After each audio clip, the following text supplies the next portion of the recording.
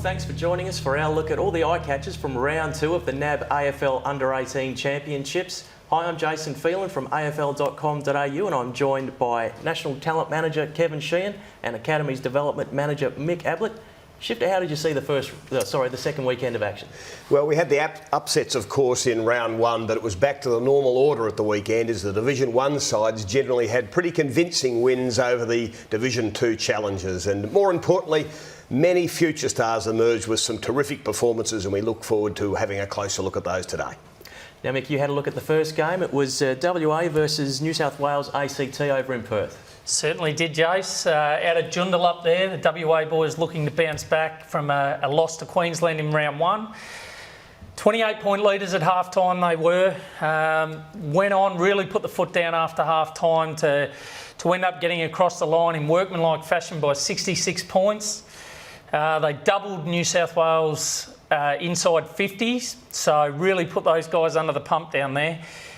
For WA, their big physical specimen, number 25, Jesse Hogan, really dominated his opponents. 20 disposals, 9 marks, 2 contested and 2 goals. Also, Jace, another guy playing very good football for WA, Sean Lynch, wearing the number 11, topped the stat sheet again with 24 disposals off half-back, backing up his 34 he had in the previous week. Just a very good user of the footy, seems to keep finding it. So some very good form from him. For New South Wales, it was again their hidden gem. He's certainly raised a few eyebrows, this kid. 183 centimetre, number 10, Zach Williams. Had it 20 times, had 5 clearances, and geez, he just looks a player that's certainly capable against Division 1 teams, which is impressive. Look for him in the Division 2 games to really take a forward role. Also, guy we like to call the human highlight reel, Jack Martin. He's a special kid, this one. Number 29 he wore for WA, playing in his first game at the National Championships.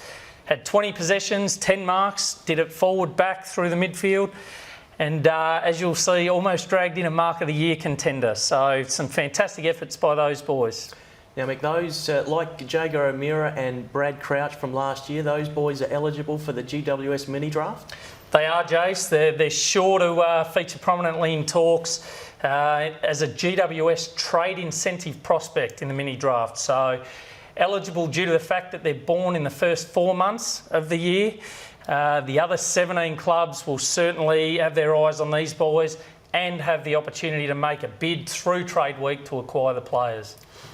And Shifter, you had a look at Vic Country versus Queensland out at Visy Park. Yes, it was the first of a double-header there in pretty slippery conditions there early, but the Vics really made a statement. They were playing Queensland, who were winners in round 1, but they kept them goalless after quarter time to have a massive win, go on and win by 94 points. And stars for the Vics included the highly regarded midfielder, and that's an understatement, in this Dandenong Stingrays, Lockie Whitfield, the number 9 for Vic Country. He was superb.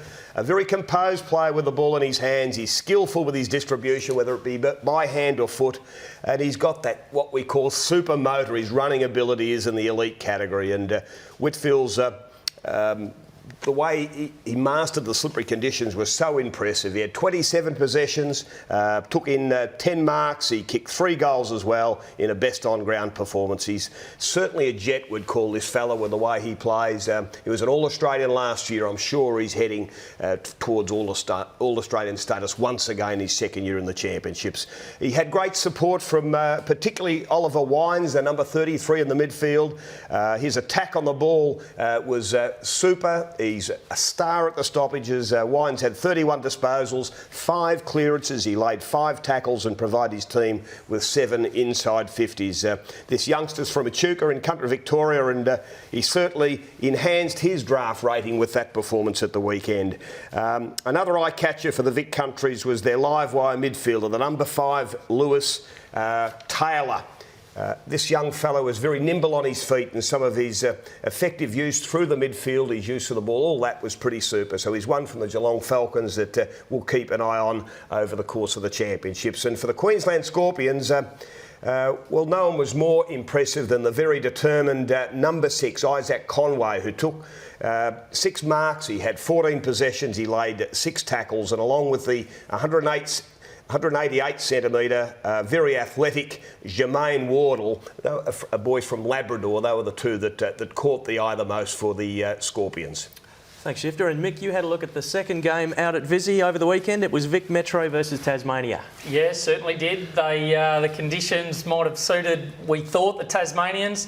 They were looking to bounce back after a pretty heavy defeat to South Australia last week, and the Metro boys looking to get on the board. So Metro managed to bring in a number of quality players throughout the week, and boy did they jump out of the blocks. They kicked 6 goals to 2 in the opening quarter. Came out firing once again after the main break, stamped their authority all over Tasmania. They slammed through 8 majors in the third quarter, restricted the Tasmanians to just the one inside 50, eventually ran out 96-point winners. So big reason for the change in form, Jace. Christian Jack's, a 194-centimetre strong marking key position player, wore the number 33 on the weekend. And his partner in crime from Oakley, Jackson McRae, a 188-centimetre penetrating left footer, can play on the wing, play back, played forward this week against the Tasmanians. He also slammed through 6. So very impressive, those two boys. Nathan Rovett and Tim Tomei were two that featured prominently in the midfield, really ran amok in there. 32 possessions and 30 respectively for those two. For the Tasmanians, the Apple Isle boys, it was number 27, Jackson Thurlow, doing his best to impersonate Gary Ablett, I think, Jace. He racked them up at will down back there. 45 possessions for the day and 11 rebound 50s. So very good effort in a team that was dominated by the Vics on the weekend.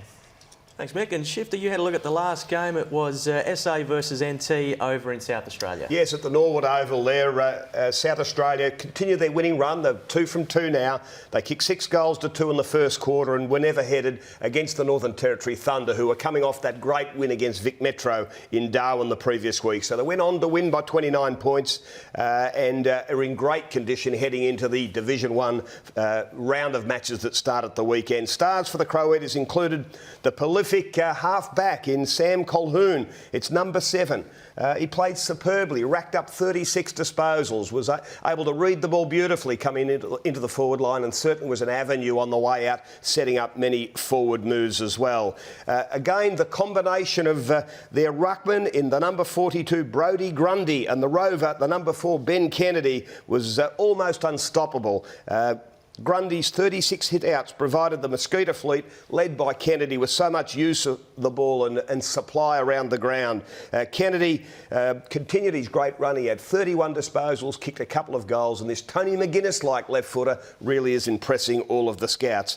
Up forward, well, no surprise here, it was Troy Menzel again. He'd kicked 4 goals within a minute into the second quarter. He kicked 6 for the match, and this left footer is having a wonderful championship. 15 goals over the 2 weeks, and he'll be one really to watch for the next 3 games. For the Territory Thunder, it certainly hung in there, no doubt, after being jumped in that first quarter, and they kicked 5 goals to 1 in the final quarter. That would give Brenton Toy, their coach, something to really be positive about. They've had a terrific set of challenge matches against the Division 1s. It'll go in, probably maybe favourite in Division 2. For the NT, it's number 5, Jed Anderson, with 2 goals and 17 disposals, really was prominent for the Thunder. And the resilient number 21, little Jakey Need, just didn't drop off. He gathered 23 possessions, he had 5 clearances, and he laid 4 tackles.